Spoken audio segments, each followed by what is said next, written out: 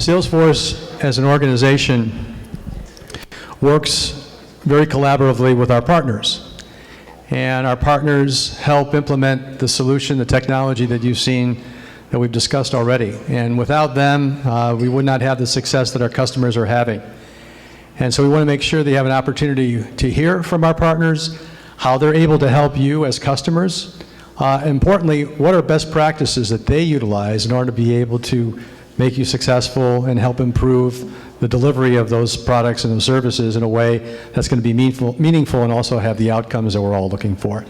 So with that said, we're going to have Dina Shukam, who's going to be moderating this session. Dina is a digital transformation director for us in the public sector, based out of San Francisco, California. That's Dina. And then we're going to be welcoming 4 people up to the stage. That's going to be Steve Cicada from eWorld ES, Eduardo Parra from StackNexus, Eric Chen from Accenture, and Dina Tierney from Pacific Point. So please, a round of applause for our next guests. Thank you.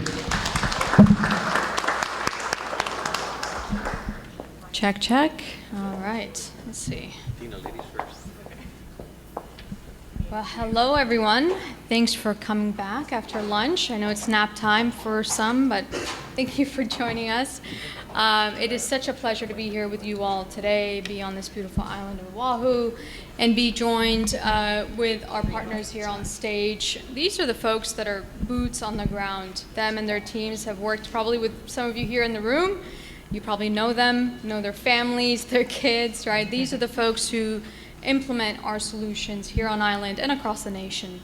Without them, it would be very difficult to be who we are today. So those folks provide the services to our clients across the board. They come in, they get to know who you are, what your needs are, what is it you're looking for, and actually configure and develop solutions that are best fit for you. So I would like to do a quick round of introductions before we get started. As I mentioned, I'm Dina Shukam. I'm a director of digital strategy at Salesforce. So I primarily support state and local government across the nation, primarily dedicated to the West, so big preference to be here in Hawaii especially. And I essentially work hand in hand with our sales team to help our clients, our prospective clients, to put together strategies and roadmaps and help them drive their modernization efforts forward. Oftentimes we come into the room, our clients know that, hey, we need to modernize, we need to do something, we just don't know where to begin. So that's where I come in. I do a lot of active listening, get to know you a little bit more, and see how we can potentially support you in the future. So I'm joined here on the stage with our amazing partners. So let's do a quick round of introduction. Maybe Dina, let's start with you and go down the row. Okay. Hello, my name is Dina Tierney. I am the founder CEO of Pacific Point. We're a Honolulu-based Salesforce consulting firm. And my name is Eduardo Parra. I lead delivery and sales for StackNexus, a Salesforce system integrator. Check. All right.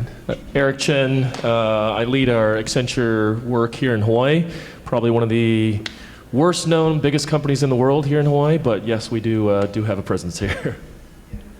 Steve Cicada. I'm vice president at eWorld, responsible for business development, and eWorld's been here for 23 years. Great. Thank you for the introductions. You know, I was looking at all of our bios. I think in total we have 45 plus years of experience here on stage, so amazing. I'm looking forward to learning from you all and see what best practices, lessons learned you've gathered through your experiences and share those with the audience. So let's jump into the questions. Yeah, you're all ready? So starting off with Eduardo. In response to the pandemic, many industries have had to adapt, especially government. Offices shut down, workforce are at home now. From your experience, what role did technology play to help government adapt, not only for the short term, but also build solutions that are sustainable in the long term as well? Yeah, so I think that's an excellent question, and one that, frankly, I didn't recognize the impact until towards the end of the heart of the pandemic, right? Where you kind of look back a little bit and you realize how much was accomplished in what a short amount of time. And what we found was really that, when governments and ask brick and mortar to shut down, services still have to be delivered. And so a lot of that red tape that existed for folks, both in the technical and the business side, suddenly evaporated overnight because they had to, right? People had to continue to deliver services. And so oftentimes they turn to platform. Very often they turn to Salesforce. And so the power of, I think I heard somebody say earlier, standing something up in 6 months and how that was, unheard of. In the state of California, we had a few use cases where they had, virtual field offices stood up in a matter of weeks, right? And they were able to intake, requests from constituents out there. So I think that speed, that time to market, time to value, right, became very evident very quickly. The other thing I'd say too is that, oftentimes, especially in our industry, the magnitude of the project sometimes gets equated with the magnitude of the value to both the business, IT, and the public. And I think part of what the pandemic has shown is that that's not always the case. You can have what's on the outside perceived as a relatively small project, right, where you have 5, 10 people, make a significant impact to the public and business alike. You get some very transformational, very important changes that happen quickly. And you can iterate off of it, continue, et cetera, right? But I think just how much can be done, how quickly, with kind of a lean, mean team sometimes, right? And when you're under the gun a little bit, is something that really sticks out in my mind. And I think I'll carry forward for quite some time. And many of the clients that we work with day in and day out have now kind of shifted the way they think and are almost expecting that. They're almost expecting that, it takes 6 to 9 months to get something up and running. So now it's kind of, be careful what you wish for, right? Because now that's kind of the expectation at times. But it's exciting. It's definitely an exciting time. Steve, what are your thoughts? Anything to add? During the pandemic, we saw a lot of our clients close their offices, as Eduardo said, and we got phone calls asking there's no line outside, we have to go online, right? So we had to move a lot of our clients' capability from being in line to online. During that time, the delivery cycles were no longer 3 months, they were 3 weeks. We had to turn things around in 3 weeks. And then throughout the pandemic, a lot of our clients lost 30% of their staff. For whatever reason, COVID, I think some people thought it was a good opportunity to retire. So our implementation to use artificial intelligence and virtual agents to try and take the brunt of the public's questions, because there was no office open, there was no staff. The virtual agents were able to answer questions 24 hours a day, 7 days a week. And then we would be on site with the client working to make the virtual agents smarter every day. I think a lot of talk today about being agile and doing iterative development. So we were doing that during the peak of the pandemic on a daily basis with our clients. So we'd enter the week with a bunch of problems and we'd exit the week with more capability out of the AI and virtual agents. And a couple byproducts came out of that I want to share with all of you guys. One, the virtual agents work 24 hours a day, 7 days a week. So a lot of our clients were able to go to their sponsors and stakeholders and say, oh, by the way, we're now open around the clock, even on weekends, holidays, and that was well received. Also, we found an interesting behavior that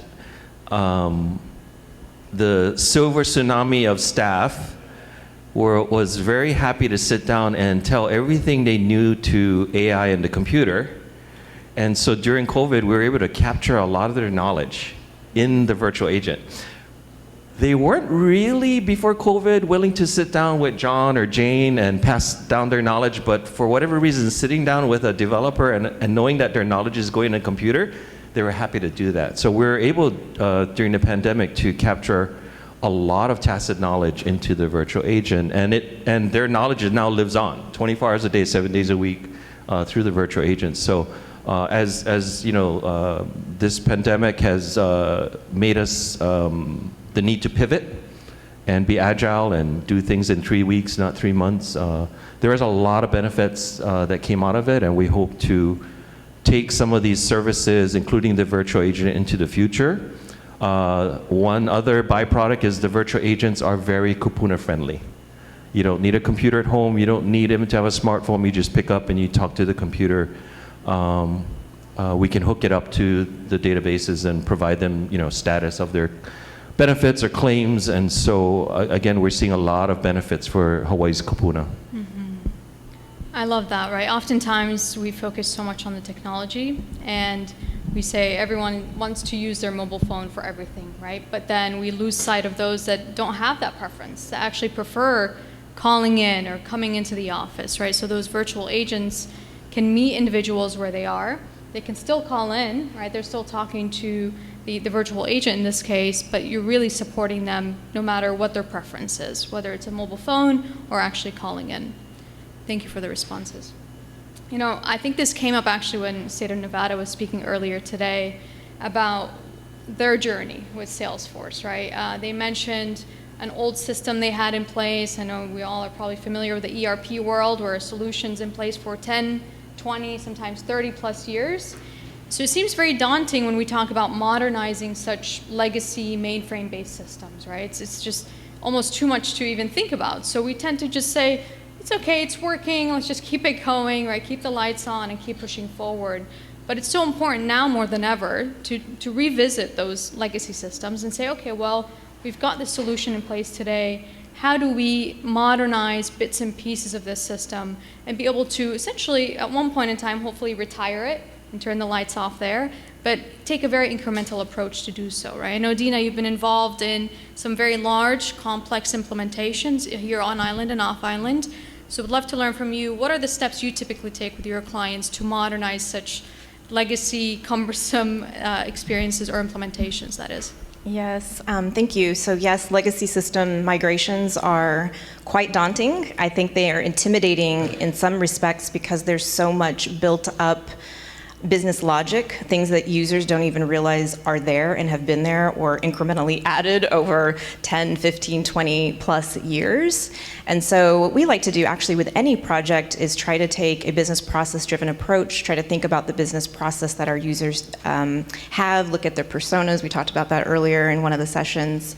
But I think legacy system migrations require an extra level where we're looking at data, we're looking at the legacy system data and doing different types of analysis that you may not normally do with just a business process. Because the data will start to tell you things and we'll start calling out things to our customers saying, your data is telling us that this is actually what you were doing. Is that right? How should we do it going forward? So that data analysis and also looking at the existing system and really having your SI teams and your technical teams and your business teams diving into the existing technology and identifying what really is needed and what can maybe change and evolve. And so I think that full re-engineering is really needed. And like I said, just only looking at business process and asking users and talking to users and seeing it is one thing, but definitely a must to look at the cobwebs and all the things that have been intertwined and built up over time is extremely important, because that's where I think legacy systems fall short, is you'll migrate what you thought was there and all of a sudden go, oh wow, there was this big thing that we missed. There was this big piece of functionality that had been sitting there this whole time that people forgot about or didn't realize until that scenario came up. And so I think that's a really important thing. Kind of to add a little bit to that, one of the questions we get as it relates to legacy system migrations is, what staffing do I need now? Because our clients are used to the staffing that they had for the last 15, 20 plus years to support the business and the technology that was in place all that time. And so the question is, well, what do I need now when I start moving to Salesforce? And what we tell our customers is you definitely want to have a Salesforce administrator identified early in your legacy system migration so that you have someone who knows that I'm going to be accountable for this application, both from a business perspective as well as from a technology perspective. Have them involved in the actual migration, have your data people involved in that so that they start to know where things are going to be mapped over to and they're ready to support the system. And it is incremental, because as you start going live and more things start happening, you start to figure out what kind of support needs you'll have on your team. And so I think that's a really important thing. And I would say we've had a public sector client, actually ag, I'll give them props, they spoke this morning, and they actually turned some of their business users into true administrators of the application. And they know that system inside and out, behind the scenes, all the admin functions, setup. They know where to find code that's been broken. And so I really want to commend many of those customers who have just said, I'm going to take these business users and make them experts in the system. So anyways. I love that, right? That's kind of the power of the platform, is really anyone can pick it up and configure as they like, right? So it doesn't need to be someone that is trained on the technology, that knows how to code, right? So it's all about drag and drop, very simple, straightforward, even for business users to be able to adopt it and actually make it their own. So thank you for that. Eduardo, what do you think? What steps do you typically take? Yes, I mean, I think it's very similar in nature. I think use case-driven approach, business-driven approach is certainly something that folks center on, and I think many of our clients are expecting that these days. The other thing I may add on there as well is we oftentimes will talk with our clients around what that transitional technology or transitional set of architectures will look like, right? So this is your end state, n number of years from now, but what is it going to look like to get there, right? So that it becomes a little less daunting, and you can, kind of illustrate and discuss what that's going to look like along the way. And then the other thing I'll add as well is we're seeing a rapid increase of the use of RPA as kind of a back bridge into legacy to get people to that end state. Right. So as an example, let's say, we have a department right now actually that we're working with, where they've been partially on a Salesforce platform from a customer-facing perspective. They're moving it now in-house to their internal consumers, but before, actually as part of that initial transitionary state, they had an RPA bot kind of writing into their legacy application so that they didn't have to kind of force the adoption on both external and internal users alike. And so it buys time to have those complex conversations, not only around adoption, user experience, change management, but also a really focused effort on that data migration, because it is complex. I mean, especially when you're talking about mainframe, sometimes it's just the daunting nature of it makes it, let's wait till next year, right? And so, but if you can set kind of a set of transitional states along the way, you can kind of eat around the edges. So I think in the past several years, there's been sort of what I would qualify as a kind of sharpening of the approach to modernizing legacy applications. And a lot of it's powered by, Salesforce platform and just how quickly you can stand that up, and you don't have to rebuild the entire application from scratch and migrate and do all of that at once, right? You can eat around the edges with a level of kind of diligence and sophistication where it's not always going to be as difficult to adopt for folks. But the RPA, I'd say, is one of the biggest changes, or not changes because it's been around for a little bit, but the adoption of it, right? I mean, I think that's been sort of at least in a lot of our clients, kind of a game changer for how it's almost kind of made it a little bit easier for folks to say, yeah, that's fine. If you're just going to keep writing into my legacy application for another 6 months, 12 months, and we can go live, let's go live. Right? We don't have to drag it out because we can't migrate all the data. So I would say those two things certainly come top of mind when we talk about legacy transformations. I love that. I think one thing usually I bring up when mainframe or legacy system is mentioned, right, 20-plus-year-old system in place, I say, look, we don't have to replace it all today, right? Let's take small steps towards that end goal. Let's wrap around this mainframe, at least improve that front-end experience. Let's improve the user experience, and then slowly chip away at this very large mainframe effort, right? So that's really the intent here. Thank you both. And typically when we talk about digital transformation, I mean, the term to me seems a little overwhelming when I say digital transformation. What does that really mean, right? So a lot of times we tend to focus more on the technology. And yes, that's a big part of it. Actually modernizing your technology, that's part of the transformation. But I think Christine earlier today mentioned the people and the processes, right? Let's put our shoes or ourselves in the shoes of the users, of our stakeholders, to really understand who are they? What are their needs, right? How will their day-to-day life be impacted by this modernization, right? So, Eric, I'd love to hear from you, from your experiences over the years. How do you typically approach digital transformation and make sure you're investing time upfront in the people and processes in addition to the technology? Yeah, Dina, I mean, I love the question and I love the focus sort of throughout the day, right? And I've heard Bob mention it, I've heard Nevada mention it.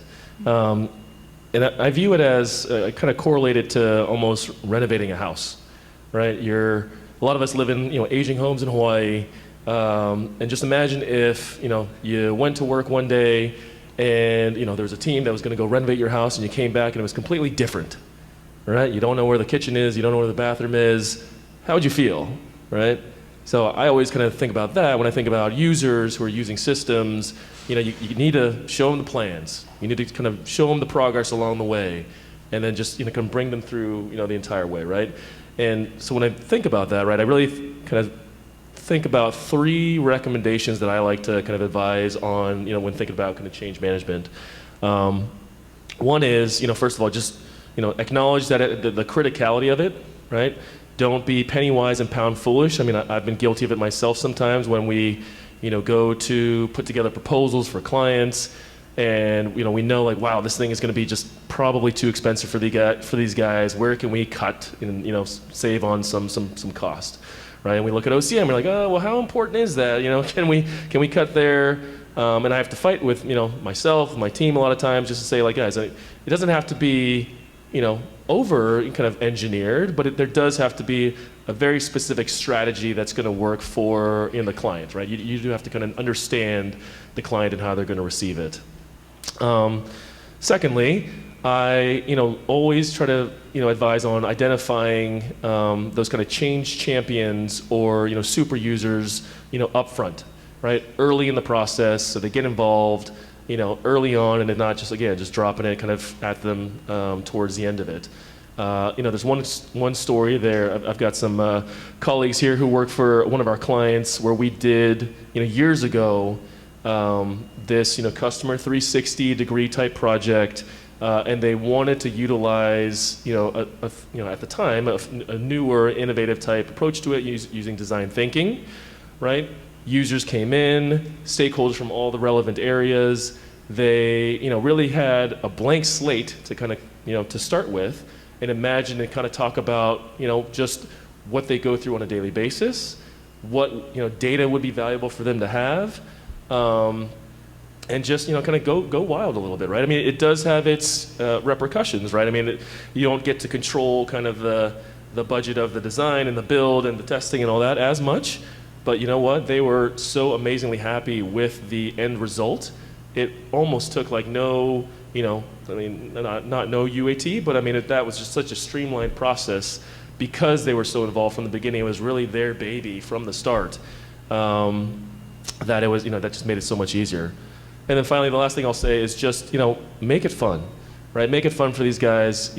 Work can be hard sometimes, it can be grueling, but sometimes it could just be little things, little tchotchkes, little giveaways. I remember this one project that we did. It was actually a Salesforce project many, many years ago for a healthcare client. And, we developed a brand around it. And, throughout the training, sessions, we had, branded coffee mugs, branded notebooks, branded pens, everything, right? And people were very excited to do that.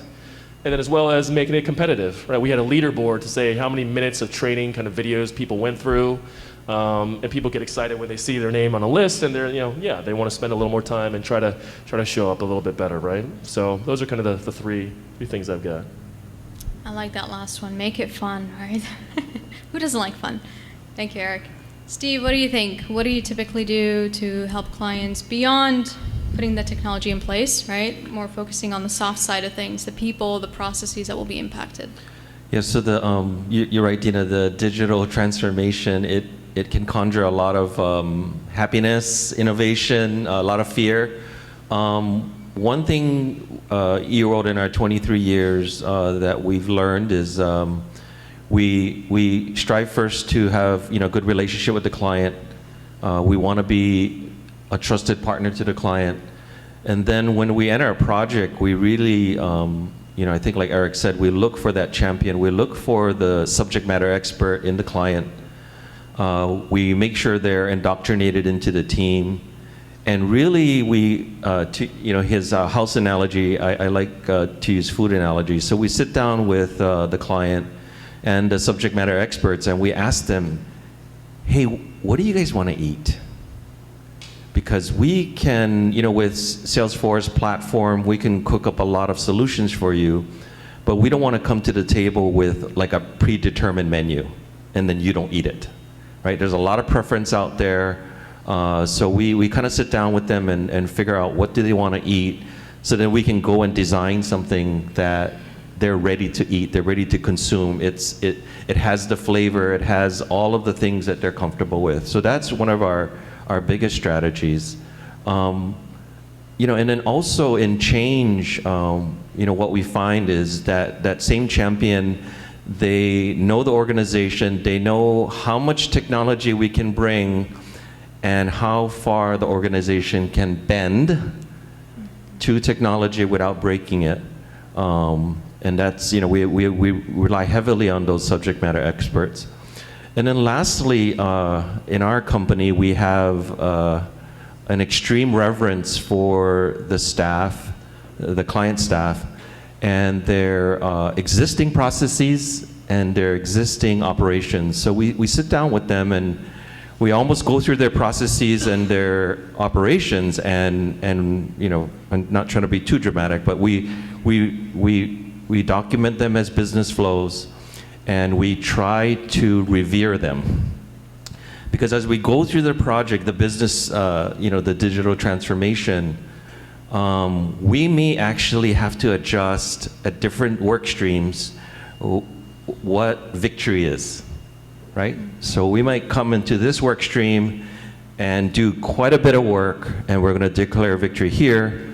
Different work stream, it's really just the beginning part, declare victory there. And every point where we kind of put the flag down, we go back to their staff, and the staff immediately picks up the process. They come to save the day with their operations, and they deliver the solution, to the client. So it's really a relationship between technology and the staff and their existing processes and operations, and it's a partnership. We're not there to replace every process, every piece of operations, and make the staff members, obsolete. So we really look for where does this line come to, and where can we declare victory with the client. I like that. I like the no set menu walking into the door, right? Let's listen, let's understand what is the need here, right? And then offer the right meal depending on their needs, right? So I like that a lot. Thank you. I think we have some time. Let's do a quick rapid round. One final question for you all. Just top of mind, what comes up, just share it with the audience. And the question is, if we have an audience member today, they're interested in modernizing, they're not quite sure where to begin, what to do, what is that one recommendation you have for them? Dina, we can start from you and we can go to the left. Yeah. All right. Well, we're into analogies today, so I like to think about Salesforce and the process of getting started on Salesforce like a fitness or a health journey, so opposite of food maybe. And you always have to begin, right? You have to start. Getting out of bed the first day, going to the gym the first day, it's the biggest and most important step. So find that first step and take that first step. And then you've got to continue, right? You've got to continue to do that so that you can see the results. You're not going to go to the gym one day and be like, hey, I'm super fit, right? So this takes time and effort, and the same thing with your own health, right? You've got to keep investing in it, keep developing your teams, and keep looking for those incremental improvements, which has been the theme of the day. And then you'll start seeing some bigger and bigger results. So now I'm trying not to make an analogy, but so I'll make one anyways. So I guess for those of you who've, I think Teddy's Burgers does a similar thing around here, but In-N-Out in California, right? They do something and they do it very well, right? And so similar for new departments, new agencies, right? Kind of that start small, whether it's 10 users, 15 users, whatever that business case is driving, right? If it's core CRM or whatever that use case is, and you can get it off the ground, that success will breed success, Like I can almost promise that. And that's because people get used to it, and then we've talked about adoption, enablement, right, training folks, and you start to get those super users, right, or you start to get that business that says, hey, I love this, like I can tell you I want X, and in 2 weeks you made it happen, right? And so then it kind of feeds into itself, and then it's momentum. So I think kind of along the same lines, like just get it off the ground, start small, do something, and do it very, very well. Don't try to boil the ocean overnight, right? All of those other sayings. And that's really going to get it going in the right direction. Because the reality is you don't know what you don't know yet, right? We don't know where we may be in 6 months. We try to plan, but allowing for that space, that safe space to adjust as needed without kind of fear of failure is a really powerful thing. So I would kind of echo that a little bit as well. All right, no more analogies from me, but I do have a bit of a riddle for you, I guess, right? So I'll leave you with this.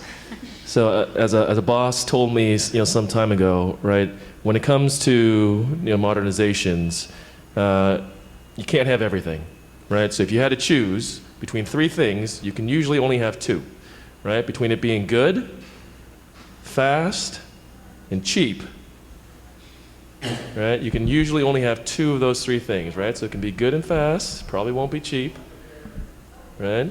It can be good and cheap, probably won't be fast, right? And around it goes. So I'll leave you with that.